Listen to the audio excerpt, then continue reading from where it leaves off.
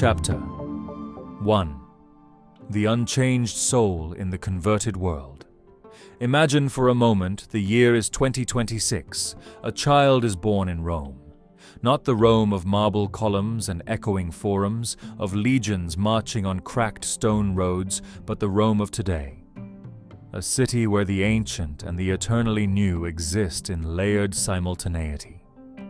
The Pantheon's oculus now frames not only the sky, but the glow of a smartphone screen held aloft by a tourist. The Tiber flows past ruins that are hashtagged 1,000 times a day. The air hums not with the chatter of senators, but with the invisible frequency of Wi-Fi.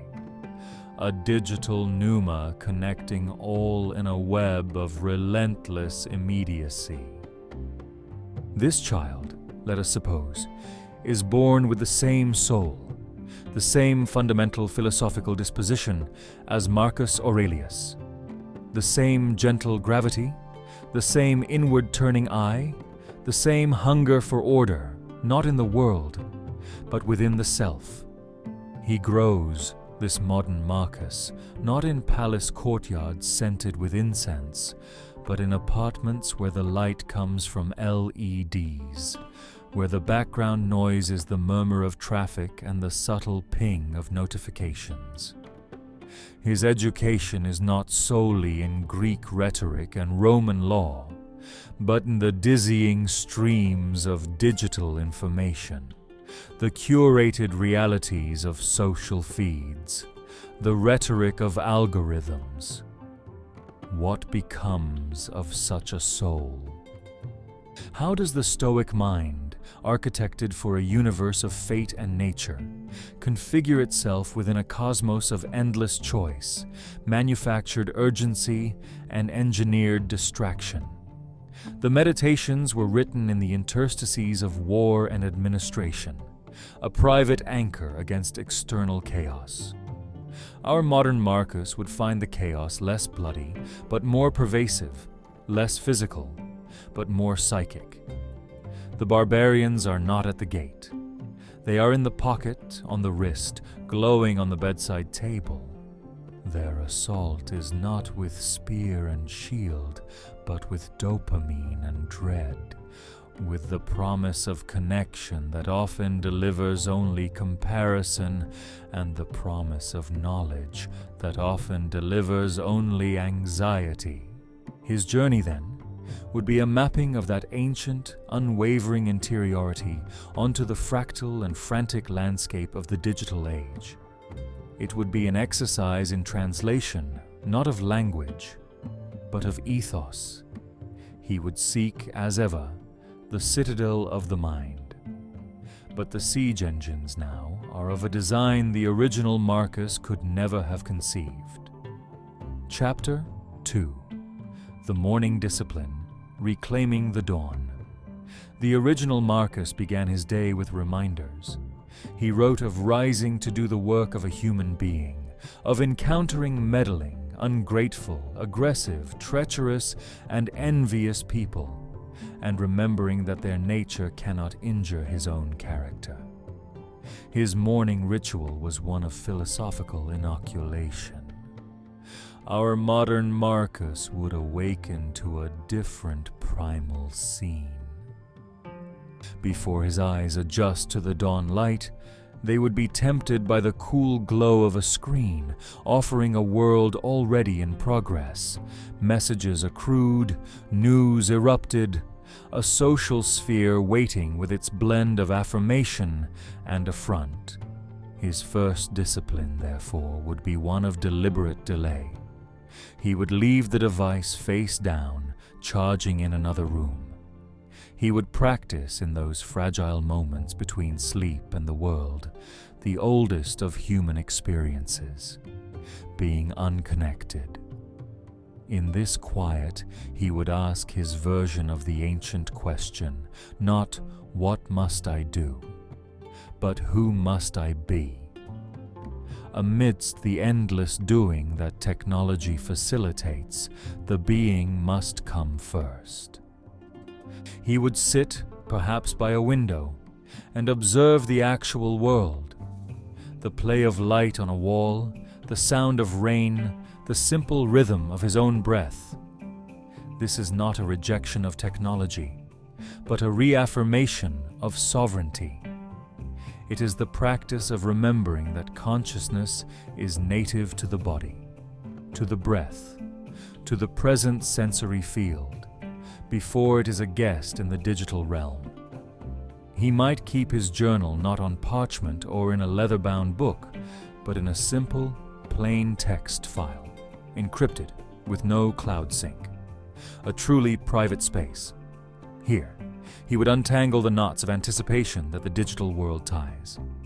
"You will log on today," he might write, "and you will see opinions that seem foolish, news that seems alarming, displays of fortune that seem enviable. Remember, this is the spectacle.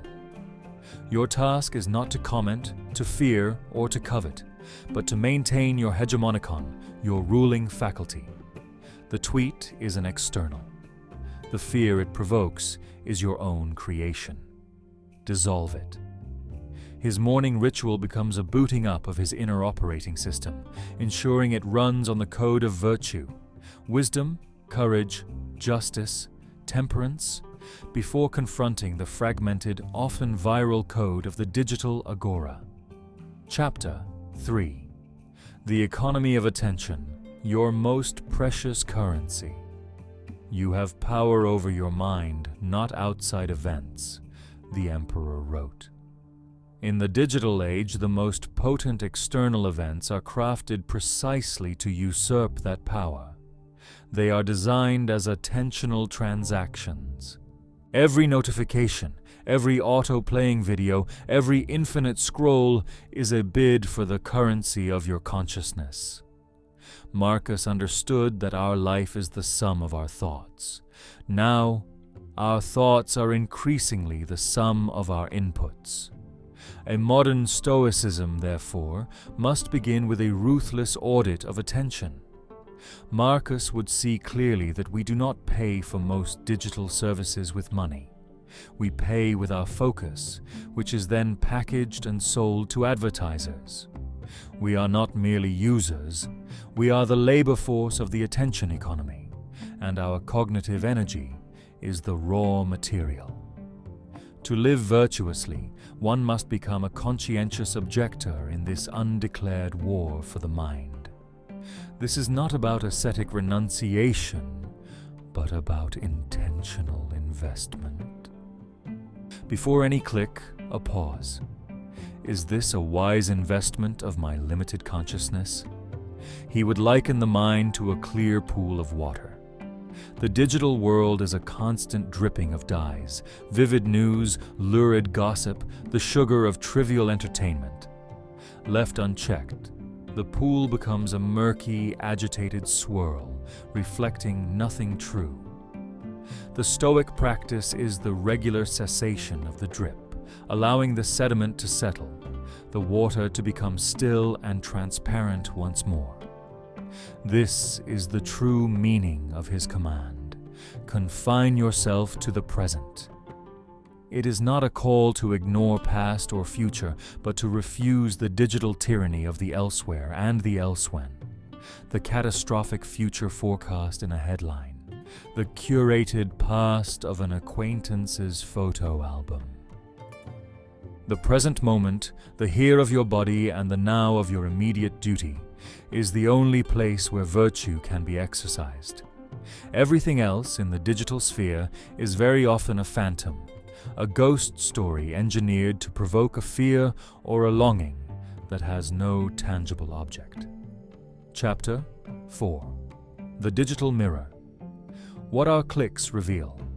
Our devices, a modern Marcus would observe, are not merely windows to the world, but mirrors of the soul. They reflect back to us with terrifying accuracy our inner vulnerabilities. The algorithm is a cynical psychoanalyst, noting where our gaze lingers, what triggers our clicks, what provokes our shares, and then feeding that same impulse back to us, strengthening the groove of our preoccupations. When we reach for the phone in a moment of quiet, what does it reveal? An aversion to boredom, which is merely the doorway to self-reflection. When we scroll endlessly through social media, what hunger does it betray? A desire for connection, yes, but often a corrupted one. For validation, for a metric of our worth, for a sense of belonging that is outsourced to the fickle judgments of a platform. When we refresh the news feed compulsively, what anxiety is laid bare? The illusion that by consuming more information, we gain control over a chaotic world. Marcus wrote, "The soul becomes dyed with the color of its thoughts." Our digital histories are the ledger of those dyeings. The recommended videos, the targeted ads, the For You feed. They are a portrait of our recent inner life, often a portrait we would not wish to display in the sober light of day. A Stoic practice, then, involves reading this mirror not with shame, but with diagnostic clarity. That YouTube rabbit hole started with a search for enlightenment, but ended in conspiracy theories. It reveals a latent fear, a desire for simple explanations in a complex world. That itch to check LinkedIn every hour. It speaks of a professional insecurity, a confusion between external status and internal worth.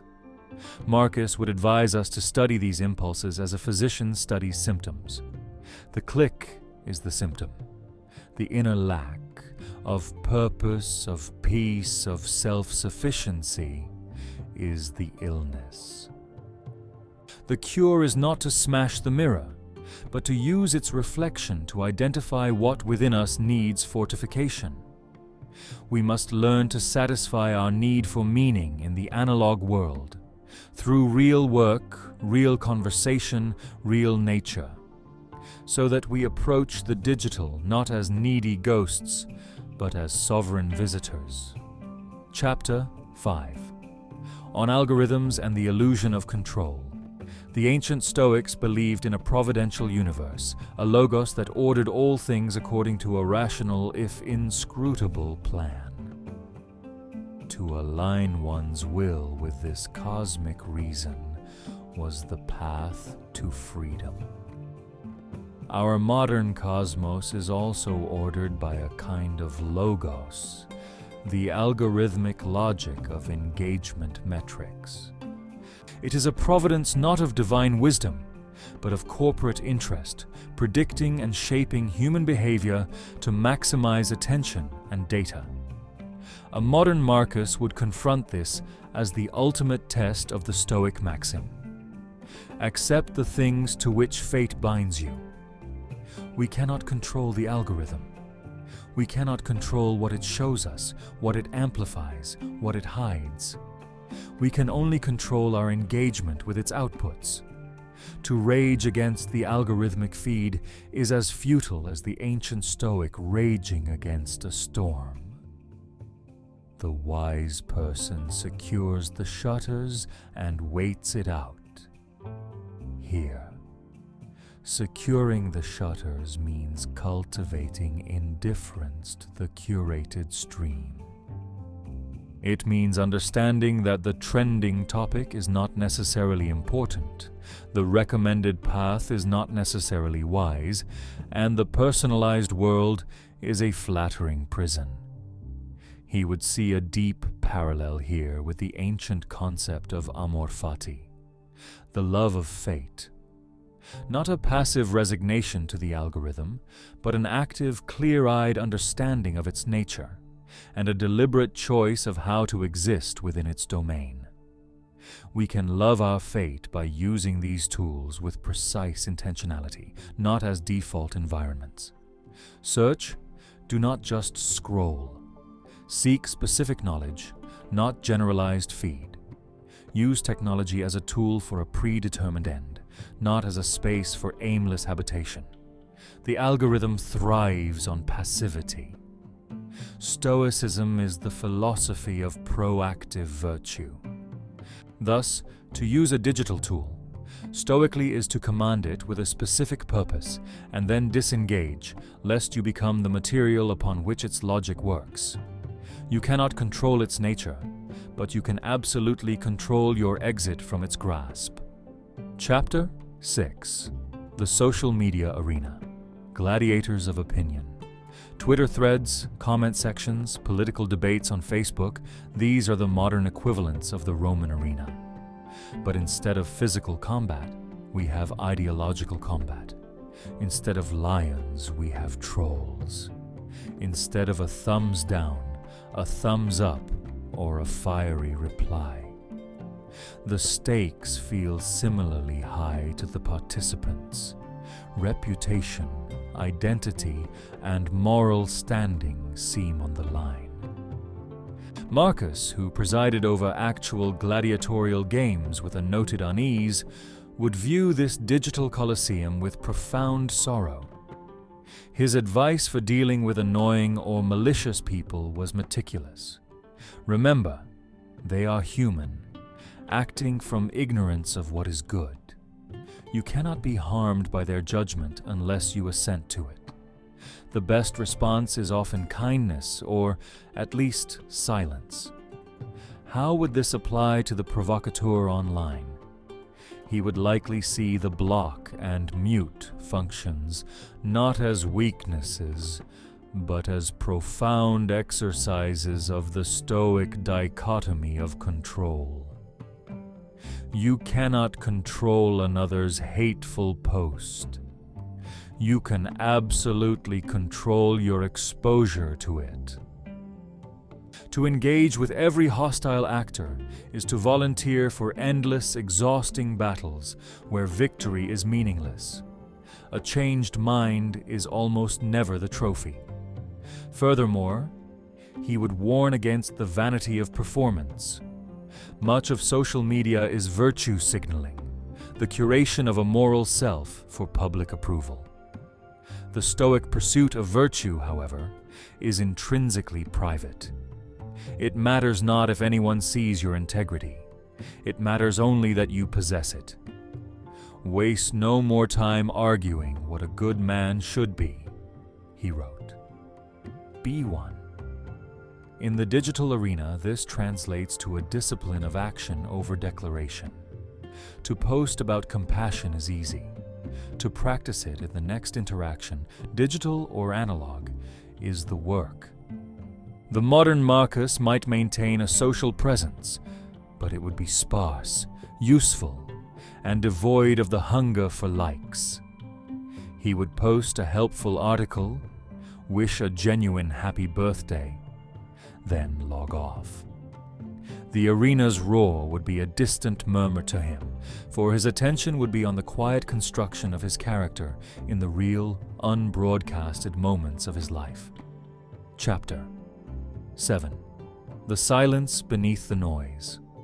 Cultivating Digital Ataraxia. The Stoic ideal was ataraxia, tranquility, freedom from disturbance. It was not a blank emptiness, but a calm lake, capable of reflecting the world clearly without being churned by it.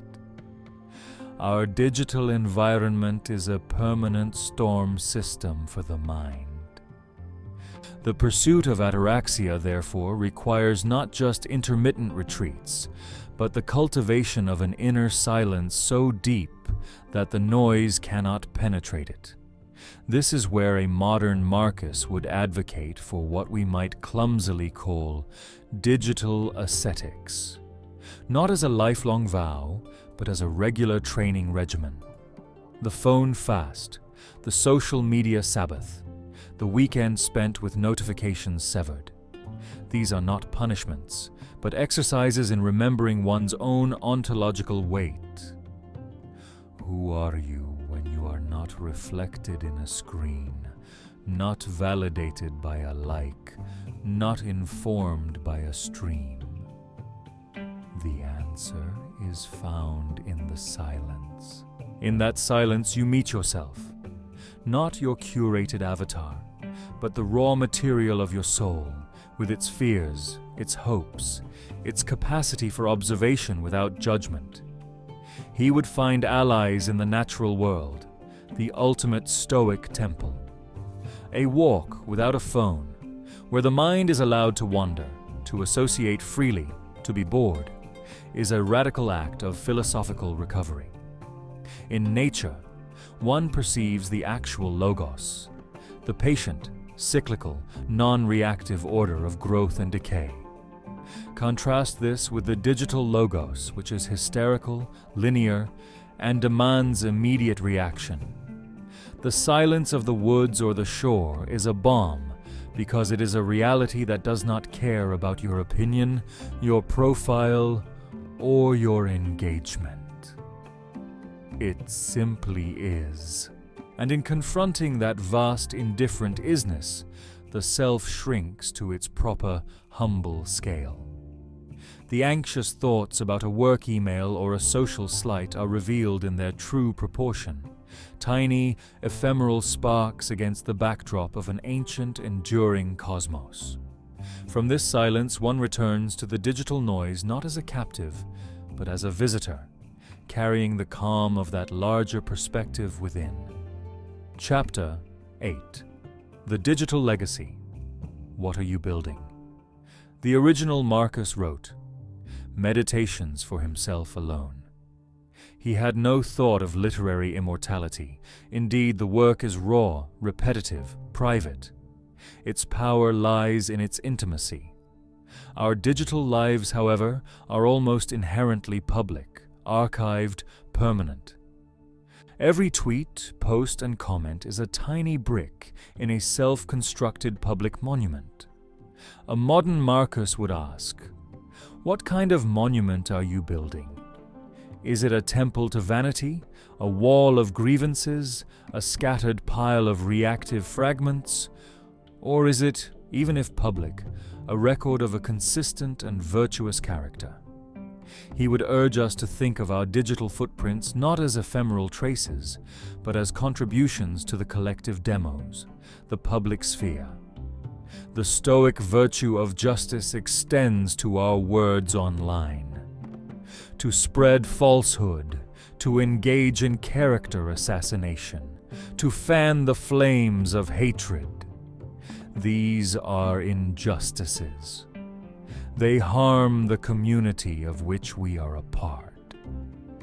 Conversely, to share truth carefully, to offer comfort, to amplify reasoned discourse, these are acts of digital citizenship, a form of justice. Even in disagreement, the Stoic remembers the humanity of the other, a creature endowed with reason, however obscured.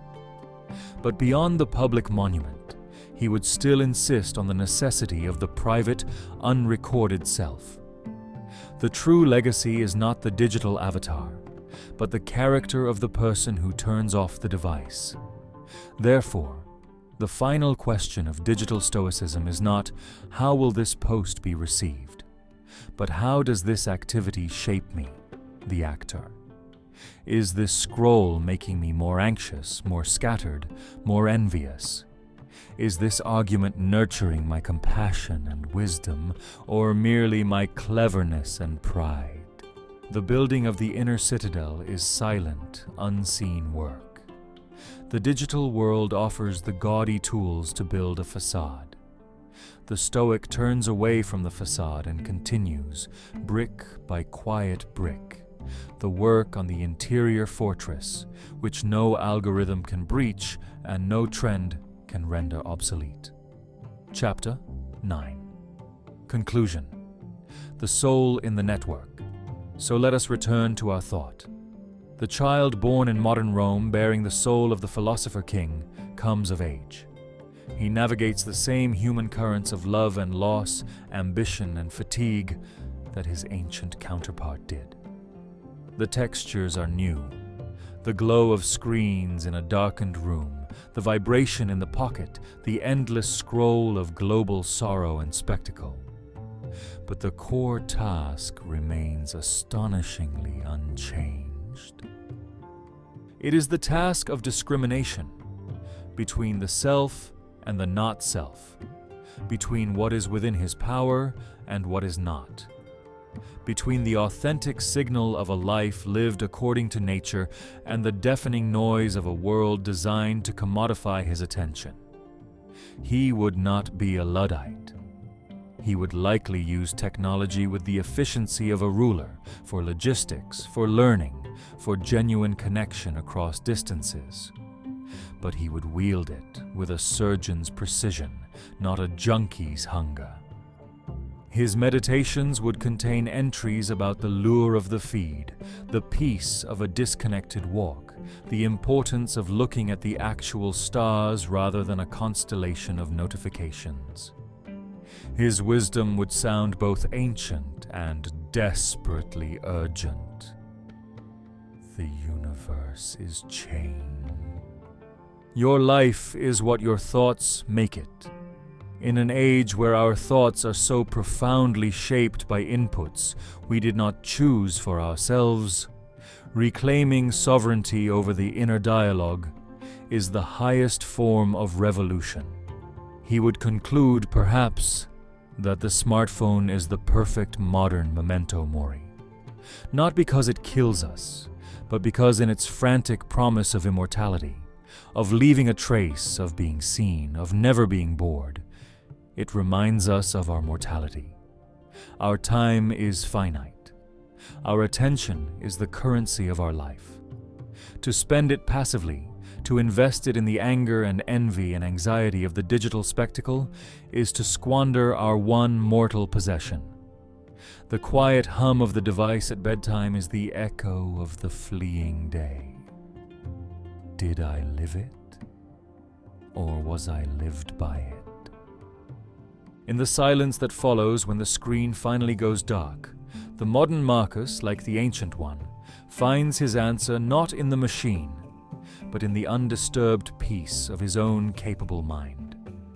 The network is everywhere, but the soul, he remembers, need not log in. It simply is. And in that being, sufficient unto itself, lies a freedom no algorithm can ever curate.